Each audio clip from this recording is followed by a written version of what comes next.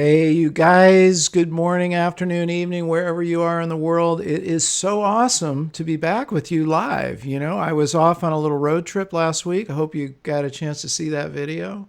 It's good to get out and see some of the world.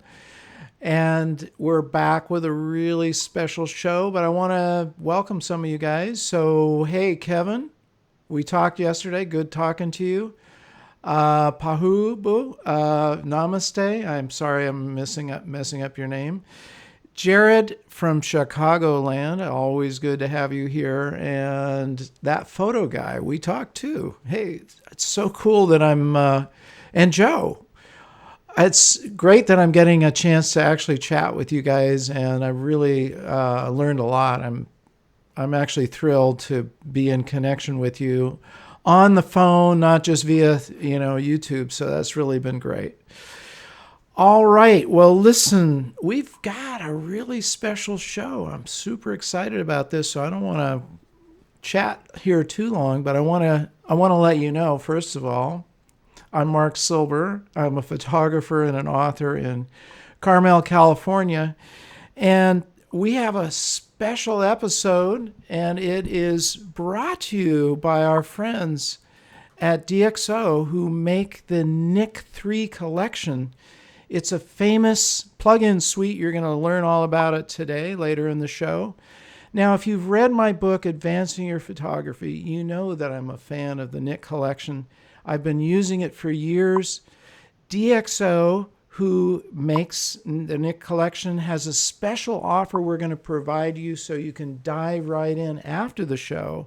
And one of you lucky people is going to win their entire Nic collection. So stay tuned because we're going to give it away at the end of the broadcast. Okay. Now, we have a really special guest. His name is Dotan Saguy. He was born in Israel, grew up in Paris, immigrated to New York City in the mid-1990s, and has been calling Los Angeles his home since then for 20 years. And you'll see that he's really gotten into the fabric of that city, and he's got a really interesting collection of photographs. In 2015, Dotan decided to focus on his lifelong passion for photography after he already had a successful high-tech career. And since then, his photographs have been published in many major publications. He's been teaching workshops for Leica. As you know, I'm a huge fan. He's published 2 books and has become an ambassador for DxO Labs, again, the makers of the Nic collection. And Dotan, it is so awesome to have you with us on Advancing Your Photography. Welcome. Thank you, Mark. It's such an honor to be with you today. Well, we're going to learn a lot because one of the things we're going to talk about is something that I consider extremely important, and a lot of our viewers do too, which is how to make really outstanding black and white images that pop. It's a lot more than just adjusting the saturation slider there. You really have to develop these images. So we're going to pick your brains and watch your workflow. I'm really excited about that. But first of all, I want to ask you what I always begin with, which is, what is it that drives you when it comes to photography? Well, what drives me is the moment. That's really, if there's the one word. The moment. I'm a big Cartier-Bresson fan in terms of, that school of thought that everything is driven by the moment. Yeah. And so that's what drives me is I just hunt for these moments.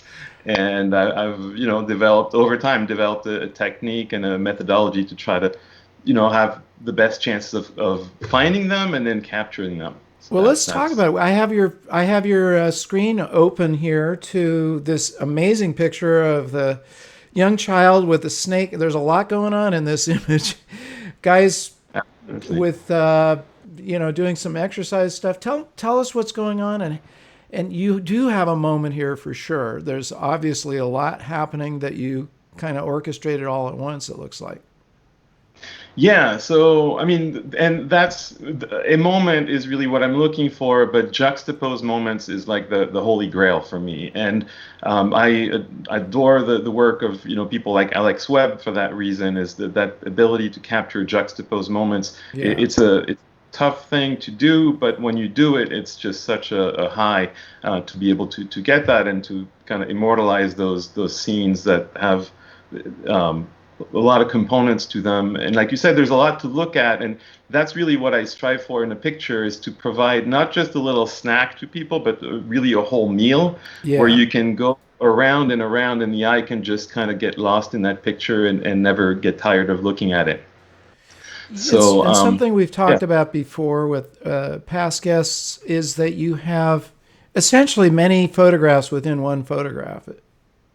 Exactly. I mean, that's really the goal. That's the ultimate goal for the kind of photography that I like doing. In this particular scene, so this is shot at Venice Beach in LA, Right. and it was an interesting moment that I stumbled upon when I first started this Venice Beach project, which culminated in the book a couple years later, 3 years later. But when I first discovered this scene, this is actually about an hour into the scene.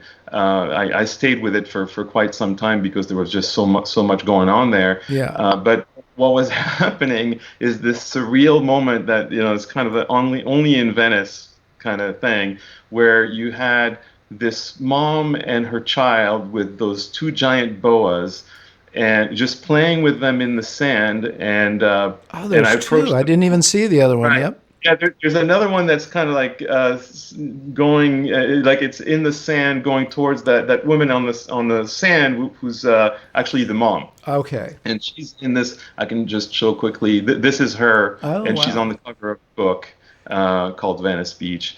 And so this is actually, this image was maybe 5 minutes or less into the scene. Once I stumbled upon it, and then the second image is about maybe 45 minutes later. But essentially, what they were doing, the two of them they were snake sitting for a street performer who was on break. And actually, in this particular image, you can see the street performer coming back. He was actually walking back from his break. It's the guy all the way to the left with the cross hanging. Okay.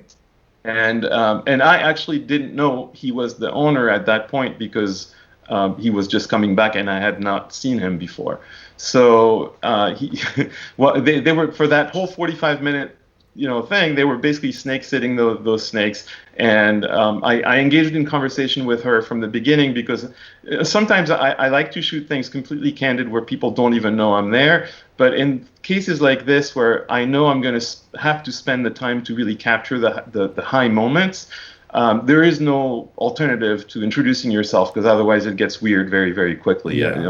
All street photographers out there know exactly what I'm talking about. So you have the choice of, do you stay invisible or try to stay invisible, or do you just completely engage with the subject and reveal yourself. The tough thing is, once you've revealed yourself, to make yourself invisible again, like to have them just not care about you, so that it can become candid again. So this was a situation where I knew I had to establish that first contact, build the trust, and then be that fly on the wall. And Yeah. so that's how these pictures came about. Let me ask you about that because that's come up. What is so? First of all, what's the decision whether or not to become invisible or not? What point do you decide? Okay, I better introduce myself. Yeah, that's a great question. So, I don't want to jump the gun here, but I teach this class on street photography. It's an online master class that we'll, Cool. we'll talk about later. But this is one aspect that's one of the things that are really important in this, in learning about street photography, is there's those different modes that you can go into depending on the situation. And Right. as a street photographer, it's I think it's more productive to be aware of all these modes, of all these things that you can do, so that you can consciously adopt one or the other based on the situation. And so your question about when, how you make the decision whether to stay invisible or not, that's a really important one. And it's, my preference is to remain invisible, but the exceptions are when I feel like there's I really need to wait in order to get the moment. Yeah. If the moment is not happening right in front of me and it's not a peak moment right away, but I see that there's potential, then typically maybe I'll try to stay invisible for a couple more minutes. But then when I see that that the subject has noticed me, or it's unavoidable in order to get that moment, I have to introduce myself. Then I do that. Sometimes not even with the camera. Like I'll put the camera back in the bag, or I'll keep it, kind of down. And I don't want to be perceived as any kind of, A I don't threat. want to intimidate the subject. I really want to befriend them and make them comfortable with my presence. And then if I feel like they're comfortable enough, then I'll say, is it okay for me to stay here and take some candid shots? Just ignore me, pretend I'm not there, pretend I'm invisible. And if that's okay with you, I'll take a few pictures, and I'm happy to share them, after I'm done. This might be some great moments that you can remember later. So, in most cases, people really appreciate that, Yeah. especially if it's like a scene like this. Jenna, who was the name of the mom, and Jackson is the name of the child. They were thrilled that I was capturing those moments because they were very special moments for them as well.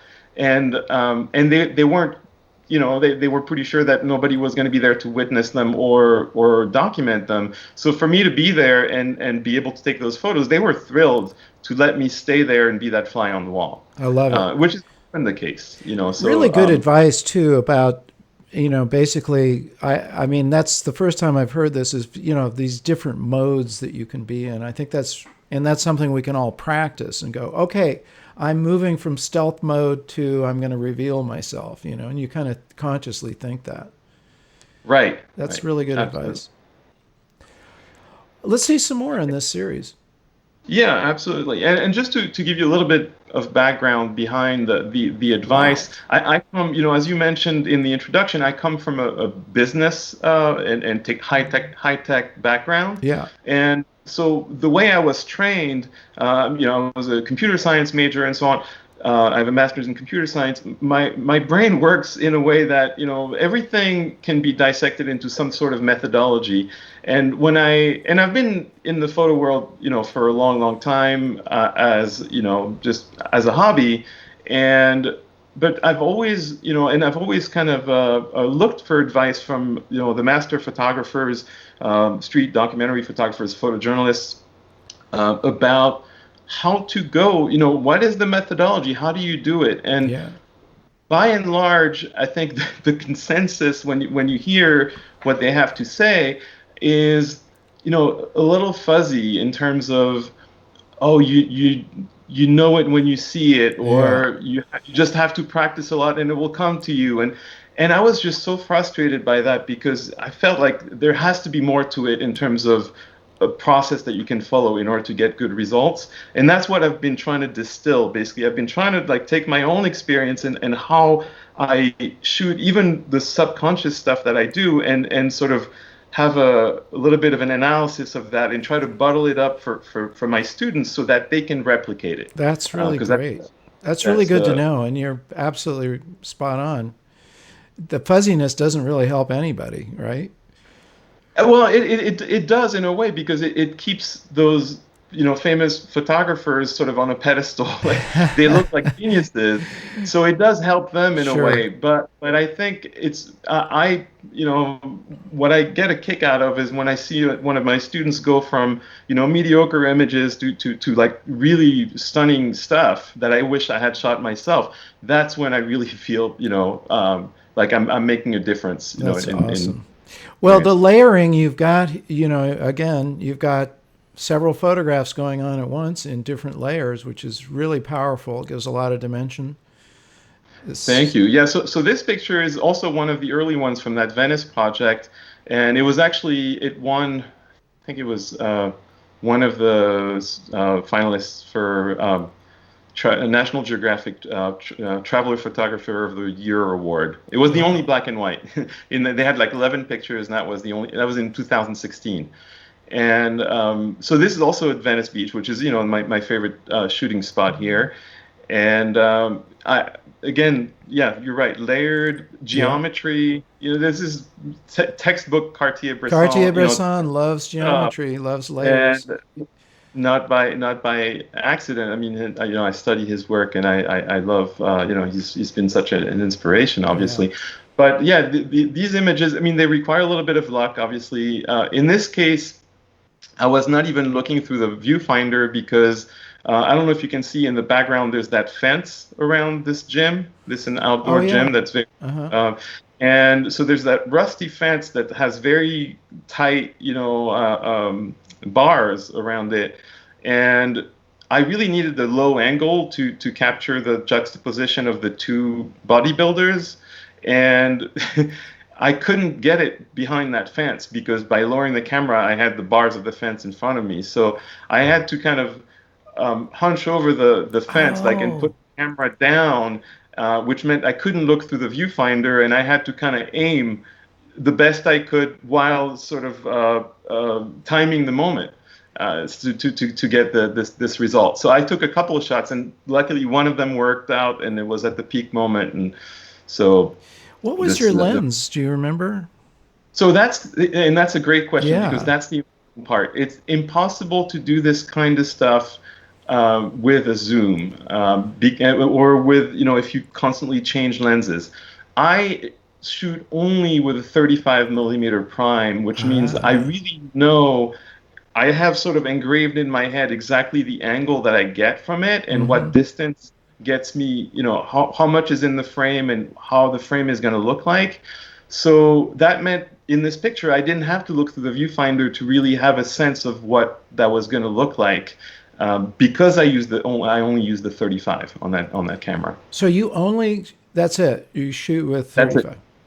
35 is all I use. I have a 50 that I use maybe, I don't know, 1% of the time. I don't even know why I have it anymore. Yeah. And but yeah, the 35 is the only lens. And the benefit, a lot of people think of that as a something detrimental, that, I'm limited because I only have a 35, so there's only, I can only do certain things. For me, it's actually a benefit because I have the luxury of not even having to look through the viewfinder a lot of times to Agreed. take the shot. And so which is not something you can do if you constantly change focal lengths. And the other point of it is, if you have all these variables, we're getting back to your computer science. If there's all these variables, you really can't dial in on where you want to That, go. So if you eliminate that, variables, all of a sudden you've got a pattern that you can follow in your own photography that keeps yeah, working.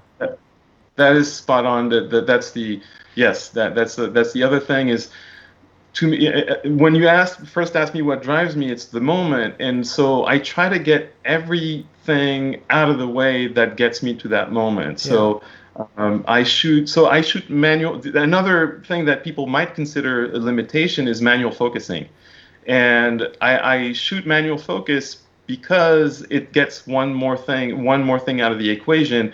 I can pre-focus and then forget about true. focusing. I don't have to worry about whether, somebody will pass in front of the camera and the autofocus will pick up that person, or I know exactly what the focus is going to do, and that's out of the way. And then I shoot aperture priority. So once I select the depth of field that I want, which is most of the time around 8, 5, 6, or 8, Okay. I don't have to worry about that either. That's out of the way. Boom. And because it's aperture priority, I don't have to select the speed. I actually put ISO on auto ISO. Wow. So basically, you kind of nailed it. Yeah. I get rid of all those different parameters that you normally have to worry about and that can distract you from the moment. So, focusing, aperture, all these I love it. decisions go away. Lens, what lens should I use? Well, how should I zoom it? All that stuff is gone away once you distill it to just the basics.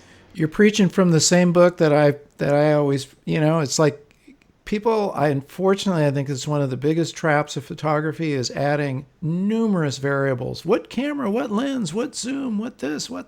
it would be like if you were going into your kitchen every day and you had a completely new set of of knives and refrigerators moved, and Yeah, that's you know, right. No, that's your exactly right. stove is different, a different place. Forget about it. Absolutely. Let's see a couple more, and then we're gonna. I really want to walk through your workflow. I'm so excited about that. I love this image. I love this image. This is just there's Thank you. so much going on here.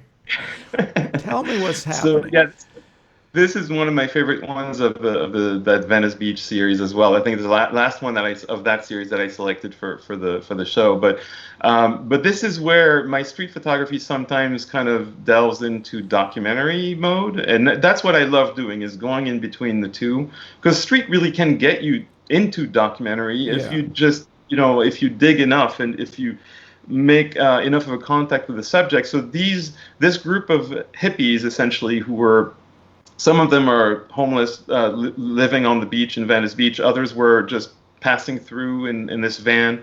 And I befriended them. They were singing on the boardwalk one day in the rain. They were the only ones there. And I took a couple photos of them singing, one of which is also in the book, and sent them the photo. I always offer to share it. That's a big, that really gets me very far in terms Yeah. of people letting me shoot, and they were thrilled with the photo. They were playing music and they were like, "Oh, that could be our next album cover," which I Oh thought wow. that was very, very cute. And they I followed up with them, so I got their contact info to be able to send them the picture. But then I followed up with them and said, "Is it okay if I come back and follow you guys around tomorrow?" Because I didn't know, these guys are only there for a few days usually, and then they leave. Or Yeah. so anyway, the next day I came back, and we ended up back in their van, and then I ended up being kind of the fly on the wall in that crazy van where they were passing joints around and just doing what they do, and there were some interesting layered scenes like this. With the hand up there for from the I top love that bunk, hand. passing the That's killer. joint, and they were still holding a cigarette, and the animal pants on the left with the skateboard sticking out, and there's even Yeah. a guitar handle at the top left, and I print so this photo actually I printed it in 3 feet by 5 feet, in one of my exhibits, and I was able to finally read like the stuff on the books in the back. I mean, there's so much. There's a Oh poem yeah. on that little leaflet on the door on the window. There's just so much there. The badges on the guy. So anyway, that I discovered things about my own photograph when it was printed this big, which is always thrilling. Hey, you know what I love about it? I love a lot of things about it, but I feel like I'm right there, which is what capturing the moment is all about. So much so that I feel like I can smell what that inside of that van smells like. But I'm not an outside observer. I'm in the moment with you, which is fantastic. Yeah, and I think, I mean, part of this is the moment, but a lot of it I think is also that focal length. To go back to that Yeah. lens. I Yeah. don't want to be a gearhead about it because I will have that one lens and that's all I use. And I think there's really a great thing about just using very little equipment. Personally, I just use one camera and one lens, and that's it. Boom.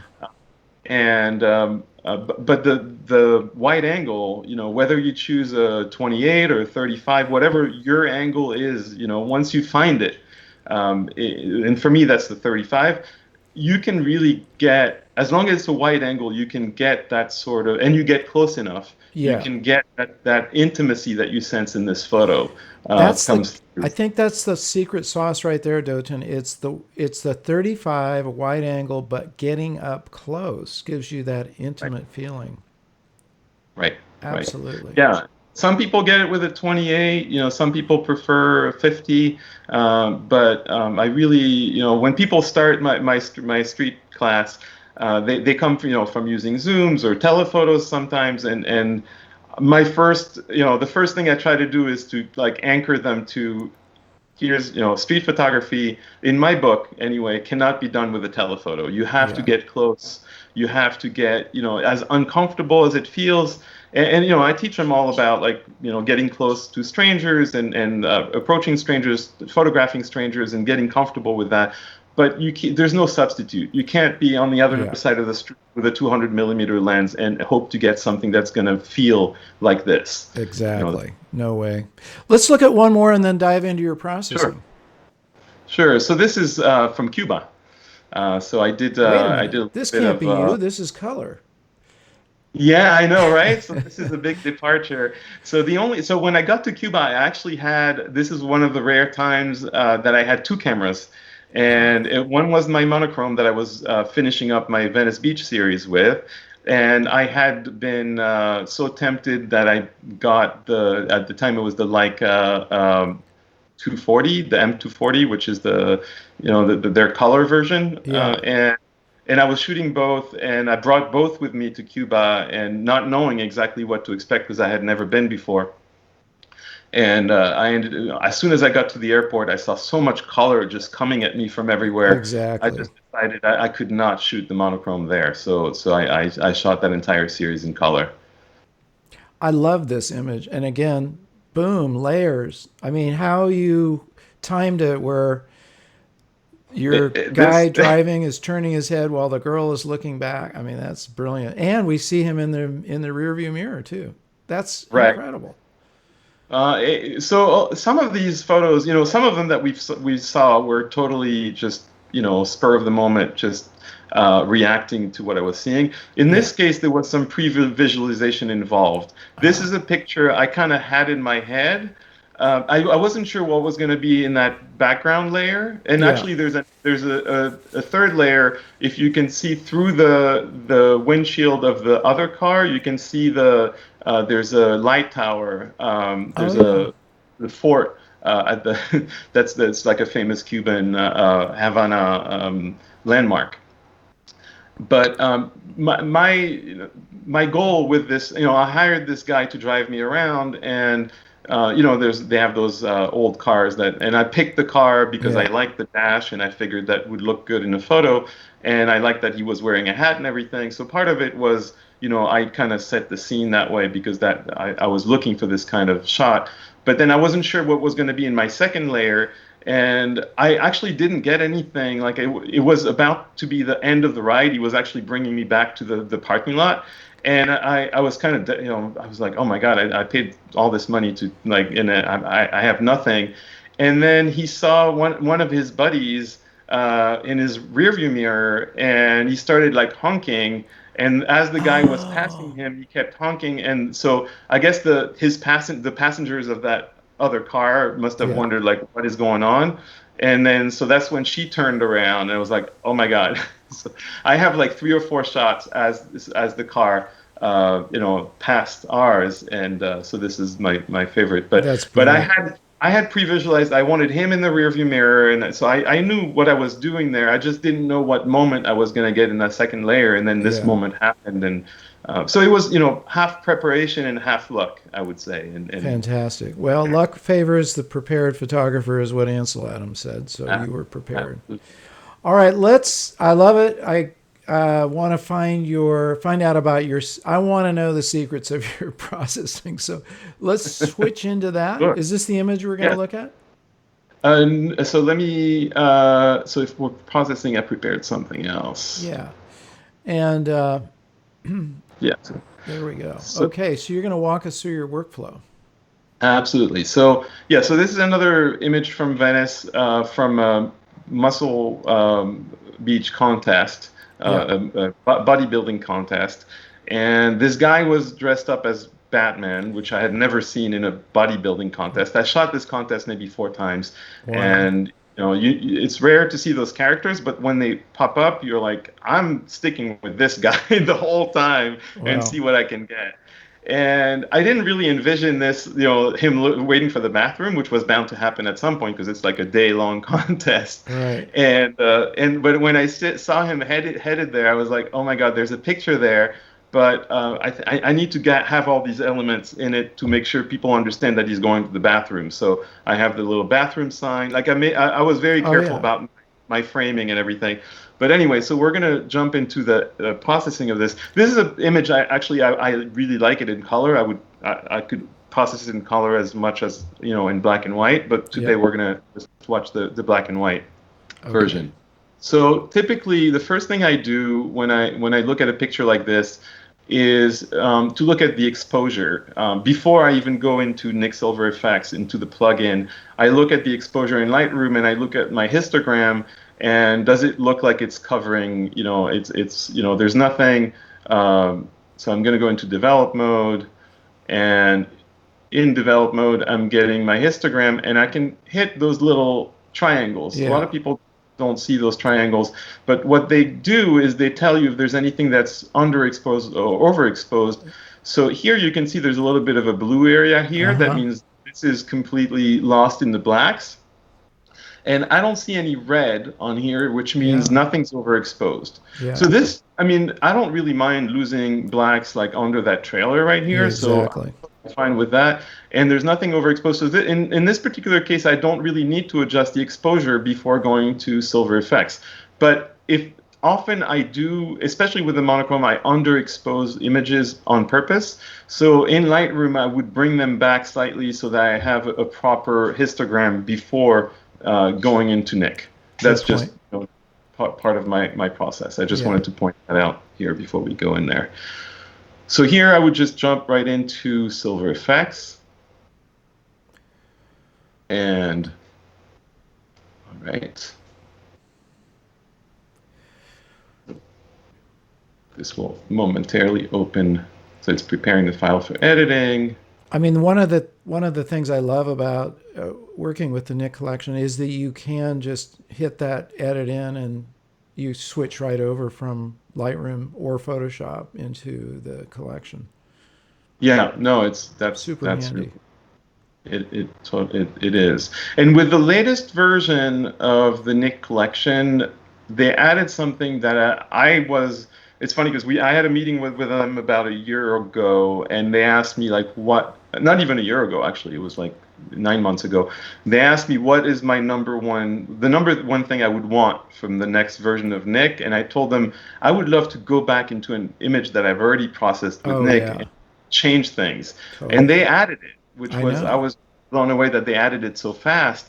And so here you see that little checkbox at the bottom right. So for all the people who have the older version or are still using a free version of Nick, totally worth upgrading just for Yeah. that one feature. They've added a lot more. It's a lot more stable. They've added a lot of other things, but this is a great feature because once you leave the picture, you can always go back to it and improve it if you see anything else that you've missed. So true. Very So, important. so the way I start here is I've got a little selection of favorites because if you go into Nick, there's like 48 presets, and Yeah. it can be a little overwhelming, and a lot of them don't look good with the particular image that you're processing. So I've kind of starred a few of their presets. So I'm just gonna, and what I do is when I look at a picture for the first time, when I bring into Nick, at first you just see just the there's no filter to it when you first look at it, and Yeah. then you can put a preset.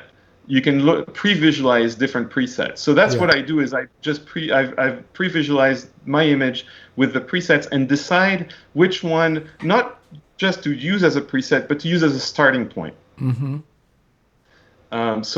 Here I've got the full dynamic one, what they call fine art process, wet rocks, full contrast and structure, and there's another one that I called Dotan's modified T-Max 400, which is just something I used for one of the projects. But so in this case, I really like that first one. I think that's the one that works best, Yeah. just out of the box. So I'm gonna stick with that one. And once I pick it, there's no need to like have that real estate taken up by the presets. I can just close that preset Ah, slider and just regain that whole real estate, have more space for my picture. cool. And then I focus on the right hand side adjustments. So a lot of people, when you first go into Nick, you find all these things are closed, like kind of like this. And I mean, the whole thing just looks like a very short set of tools. But you really need to expand all these things to see what you're doing. So I prefer, and once you've expanded them, the great thing is once you go back in, when you go back into Nick, they'll stay the way that you left them. So I like them all spread out like that, and I don't mind scrolling to find them. So that's just personal preference, but that way I can see everything that's at my disposal. Yeah. The first thing I do when I get to this point is look at they have this tonality protection thing, which can be helpful in some pictures, but in a lot of cases, it sort of muddies what you do because it sort of kind of keeps you safe in terms of preserving shadows and preserving highlights. Okay. I want as high a contrast as I can. I really want blacks, and I want to Yeah. go all the way into the whites, and I want an image that's going to have as much of a Dynamic range. tonality range as Yeah. possible. So I'm going to get rid of their shadow protection and their highlight protection. And then I'm going to, because then it really, whatever changes I make, I'm really going to see the effect of that as Mm-hmm. opposed to having a muted effect. Okay. So that's the first thing as I bring those things. And I might decide to bring them back if I decide that I need them, but at first I just take them down. Okay. That is, again, personal workflow preference that I kind of figured out over time. Then what I do is I look at different parts of the image and what exactly do I want to say with this image, and is there anything that is kind of getting in the way of my storytelling. So here, in this case, there's a couple of things I can see just right off the bat. I want to just put a little more emphasis maybe slightly on this guy coming out of the bathroom because he's part of the story and I want him to pop. Yeah. So for that, I might add a control point. So this is where we go into local adjustments. And a lot of people who use those, I actually got a question last time that I did a demo like this, where often people don't know that there's more than those 3 sliders that you can use in local adjustments. There's that tiny little triangle of Oh yeah. icon here that a lot of people miss, and once you click it, it opens 4 more adjustments that you have. And one of them I use a lot, which is the amplify whites, because I find it a lot more natural than just boosting the brightness. So it's just Oh more yeah. subtle. Look at that. So I can just slightly move that. And I want to make sure I just got him because I don't want to brighten the whole area. I Yeah. just want to brighten him. And another cool trick that I've learned is that once you've got a control point that you like the effect of, you can duplicate it. So if you hit, on Mac, it's the Option key, and you, I forget what it is on PC. I'm sure the PC users will know what the equivalent is.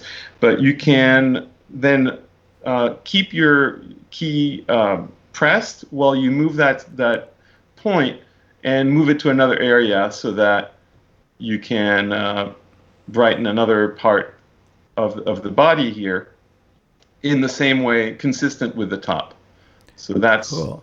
that's another thing. One great processing tip that I would give is that people's eyes, when they look at your image, the eyes tend to go to the bright areas. Yeah. And it can be great if your subject is brighter than the rest, but and which is great here because Batman is like, he's the hero of this picture, obviously, Yeah. being a hero by nature.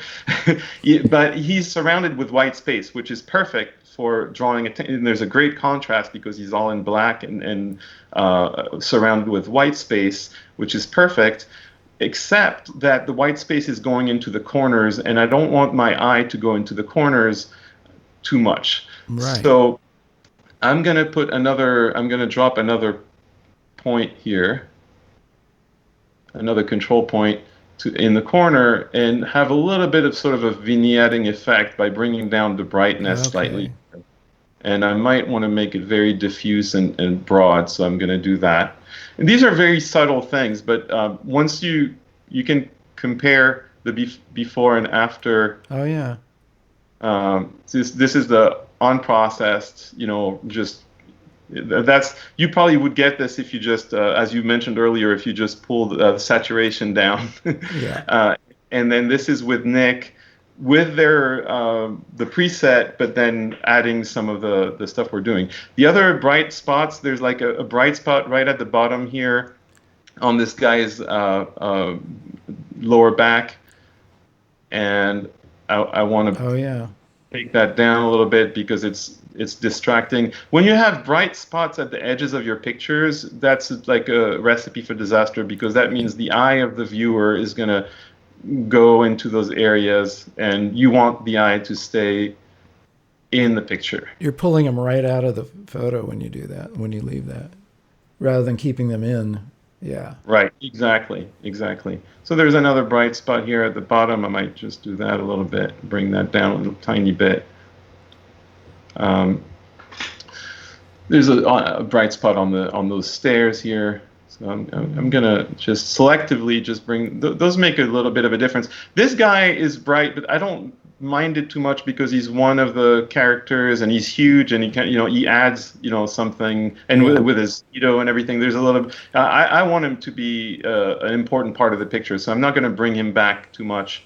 Uh, there are reflections on here that are not necessarily helping the picture. I mean, they could be in another context, but they're not in this context. So I'm gonna maybe bring them down and bring down the structure as well, so that they kind of disappear and fade into the background more. Yeah. Yeah. Oh yeah. I mean, Look at in that. this picture, it's subtle little things like that, and because the eye is less worried about these reflections, it's more drawn to that bathroom sign, which is where I want the eye to go. Yeah. I might even there's a shadow already. Like so, what I like is each character in this picture is isolated in its own frame, if Yeah. you will. So the one is in the frame of the door. The big guy in the middle is framed by this shadow in the back of the door. So I might want to bring even that shadow down further, so he's even more of a contrast. And one tip also with Silver Effects that works great is if you start putting those control points, especially for darkening around the screen, around the image, things will get darker even that you didn't intend to get darker. So dropping a neutral control point, like I'm going to do right by the Batman's face, you'll see the background behind Batman become much brighter. Well, not much, but a little bit brighter in this case. But I'm going to drop a couple of control points just to bring what it does is it just brings that area back to normal or maybe slightly brighter, and that way Batman really pops a lot more. There's one last thing that I would do with this picture. I mean, I'm sure I could spend an hour and just nitpick more things, but Yeah. the wall here is a little bit distracting because there's a lot of structure and detail in the wall, and that's not what I want people to look at. Yeah. So those control points that I dropped that have other, either brightness reduced and things like that, I'm also going to reduce the structure all the way down to 0. Which will still leave a lot of structure, but it will help get rid of that that distracting element of the kind of the grit of that wall. Let's see the before and after again. Yeah, so Oh yeah. Wow. this It's might a, so this might be a little strong of a brightness reduction. I'm going to bring that back a little bit. Yeah. yeah. So, so you go from a picture where you could probably read it if, Pretty muddy you though. get the story, but then you get to like, okay, it's in your face. You really have the story clear. This Yeah. guy coming out of the bathroom, Batman's waiting, there's the bathroom sign. Everything is much more pleasant in terms of tonalities and so one very powerful slider, I'll just finish with that for this photo, is the soft contrast, Oh yeah. which I want to be very careful about. If I take it all the way to here, it's just too much and not Yeah. natural looking. If I take it all the way down, it's a mess as well. And you Yeah. have to very carefully use it to find just the right balance. And I think in this case we had it when we started. think, around I here. always use the analogy that these sliders are like cooking. You know, you if you want a little tiny bit of chili in your sauce, don't dump it all in. You know, just a couple of Right. flakes maybe. Right.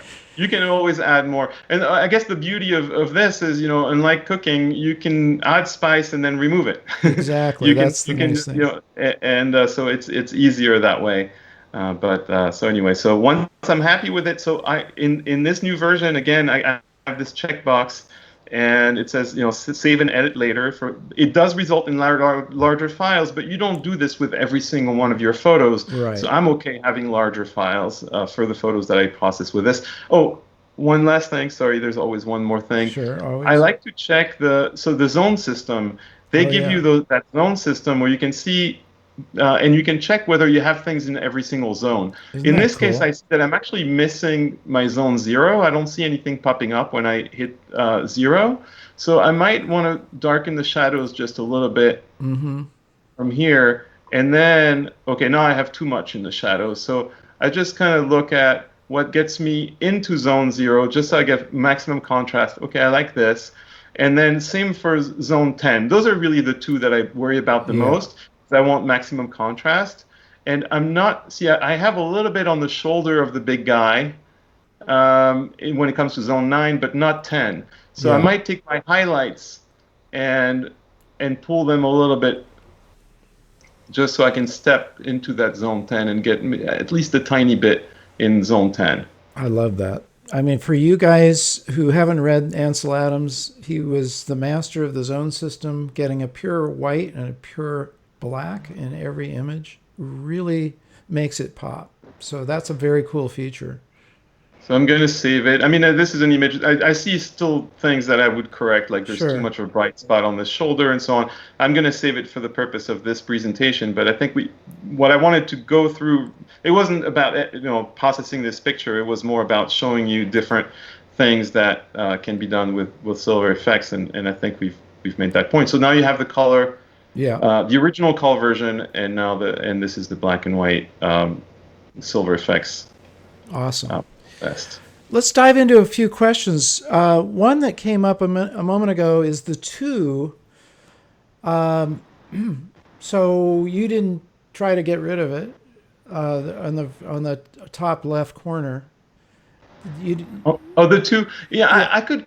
This is one. It's a great question. So this is one where the cropping. So you could just argue, hey, I don't need to keep yeah uh, the original aspect ratio and just clip it out slightly, and I'm not, I'm slightly at a different aspect ratio, but that's okay. yeah That's a purely an artistic decision. Different people feel different way about this. I'm personally, I'm okay with my Venice series. I was very loose about that, and I didn't really care. Some photos were in the book cropped square, others were. I try to stick to like 3 different aspect ratios that I followed, so I didn't get out of those 3. But I did, some I cropped square, some I cropped like this, and others I just left as the original aspect ratio. yeah That's one way. You can also crop with the same aspect ratio, but in that case, in this picture, I don't want the top to get too close to the head of the guy coming out of the bathroom, right because I like that frame. I want to keep that whole door frame. I don't want to crop the hands of the big guy, you yeah know. So it's a really tricky one to crop with the original aspect ratio. One way we could have darkened that 2 a little bit, but then it, very quickly becomes a little unnatural because you see the 2 is darkened, but not the bathroom sign, and it gets a little iffy there. I think in this case, it's a case where I would just take a little bit of freedom to bring just the left side, I mean the right side of the image in a little bit as a slightly different aspect ratio, and just hope it doesn't get noticed. would you consider using Lightroom and hiding it, going in with an adjustment layer or with the and just using the spot You could, removal? I mean, yeah, or that's you can do. So there's this tool. What is it called? Sorry, the um, God, spot removal. Yeah, the over. the graduated filter. Oh, okay. So you can use the graduated filter in this case because it's at the edge, and you bring in There you this go. gradual filter. If you hit the shift key when you do that, it stays straight as opposed to kind of moving around like that. Yeah. And once you have that, you can bring the exposure down so it Right. will do something like this.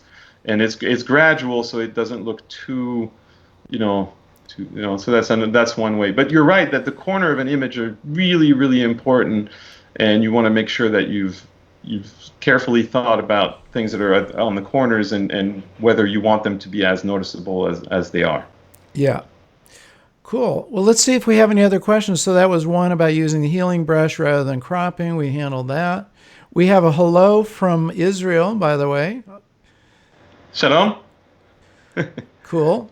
And Jared, did you see some other ones that we should pick up? We have one other question. We had several questions, but you already answered them. Yeah. They asked them, and then a couple minutes later, you would answer them.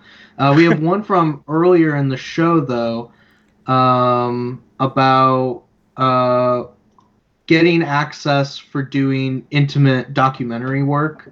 Sure. And specifically, they were wondering about, I'm trying to find a good way to phrase it, but it's like getting over your own prejudices and the whole idea of getting access and just recording what you're seeing and not getting caught up necessarily in your own thought process. I think that's where they're kind of going with it. Okay.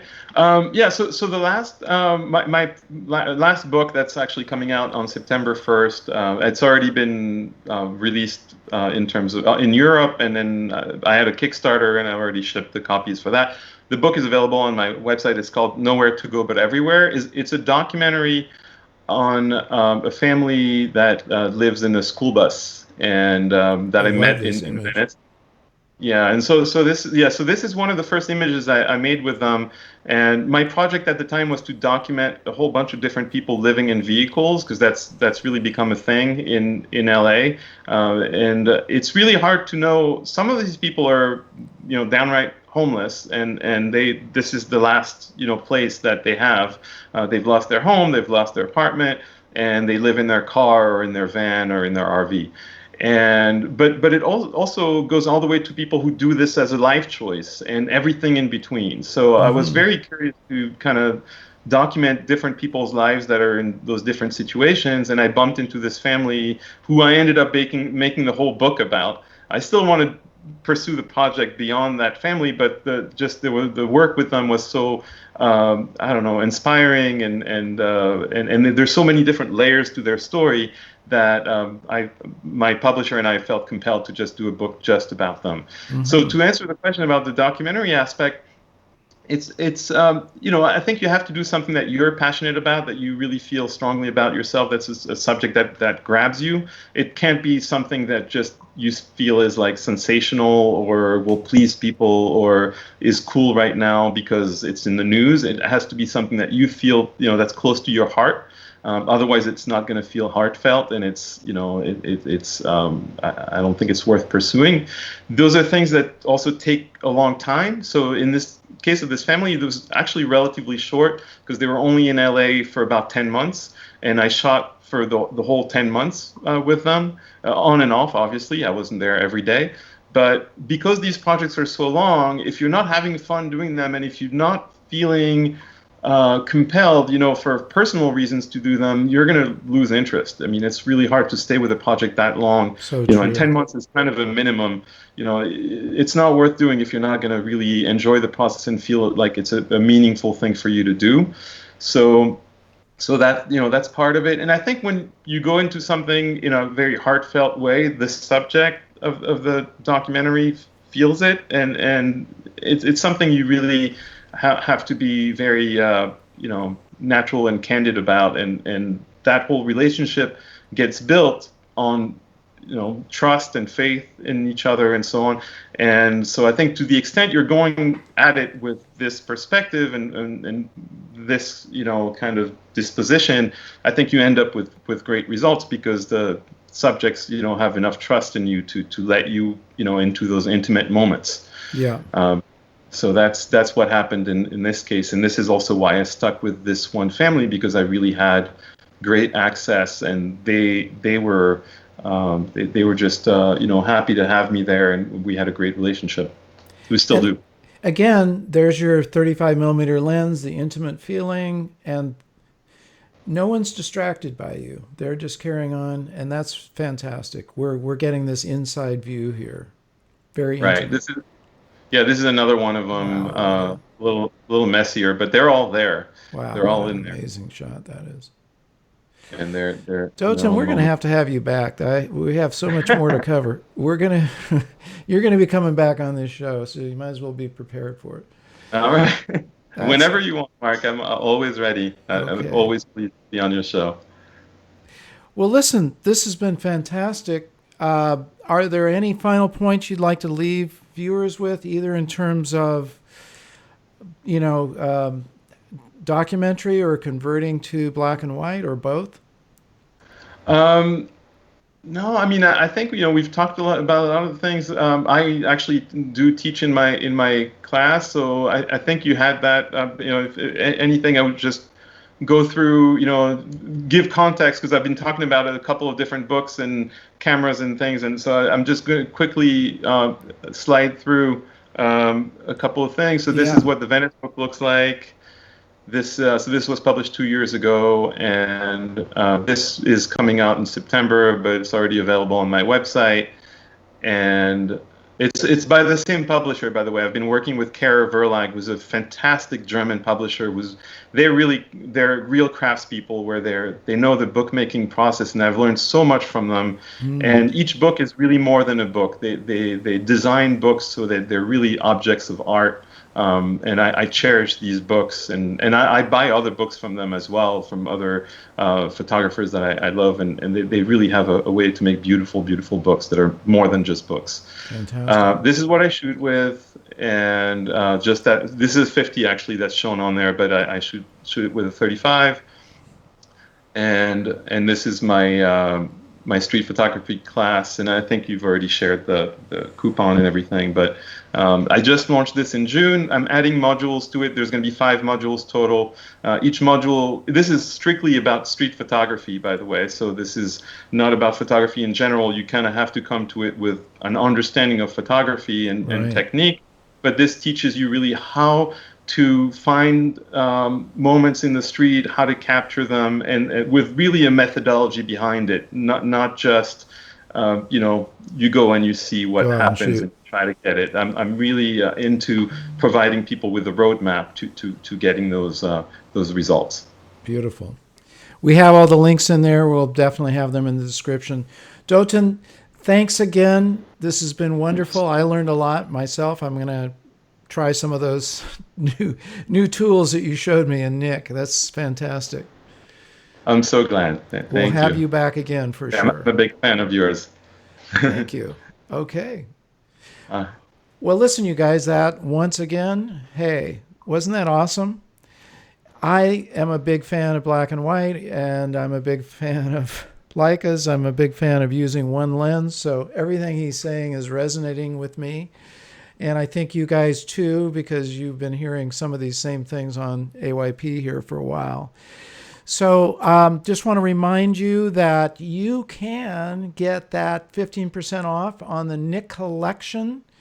If Jared hasn't already put the links in there, he will. And we have one lucky person who is going to win the entire Nick collection. Jared, have we picked someone through our magic pick machine? I know we have something pretty specialized I sure have algorithm. picked somebody. Okay, drum roll, So we've please. got our winner. Let me pull it up so I can find their name. All This right, is it is Caesar Robles. So if you're Caesar. We still talked here, 2 days ago, please. Caesar. You did? I Perfect. So believe you so. have his contact information. Well, Caesar, So, congratulations, and definitely let us know how that works out for you, because you're in for a big treat using the Nick collection. And you guys get your 15% off on the collection. There's also a link, Jared, maybe you can find it, for a 30-day free trial, which these guys should let me have. find. And he'll put it up on there. So Thank you again to DxO for sponsoring this show and for connecting me with Dotan. That's how we met. And there's going to be a lot more shows with him because I need to pick his brain some more. We've learned a lot today, and there's a lot to digest. This video, of course, will be coming out. Again, we're going to edit it and into some smaller chunks, but there's so much to watch. I urge you guys to watch the entire video again. So what else have we got going on here? So make sure you're diving into the AYP Club. Jared will put the link there. If you haven't already joined, become a member, because we can carry on these discussions within the AYP Club. Remember, it's advancing your photography. We're always advancing. We're never at a plateau. We're always moving forward. There's always something to learn. There's always something to expand in your own photography, which is what this channel is all about. Well, I can't think of anything else except to tell you guys, if you haven't already done so, to subscribe. We love it when you leave your comments. I see a whole bunch of them. I'm going to read them after the show. Watch this video when it comes out tomorrow again. Leave your comments there. Share it with your friends. Jared, have I left out anything? Now's your chance. I think that's everything. Be sure to check out the descriptions for, we've got codes for the night collection, 15% off of that. Dotan's given us a code for his own course, which I'll be including in the description here shortly. So there's a lot of great stuff in the description. So be sure to check all that out. Yes. Okay. And so we will make sure that all your codes, all these codes will be in the description as well if you didn't catch them here, so you can get your 15% off on the Nick collection and also Dotan's class. Well, listen, you guys, I think we've covered a lot. I love having you here. Stay safe, stay well, and remember, say it with me now, remember to get out and capture your own images of life. See you guys soon. Take care.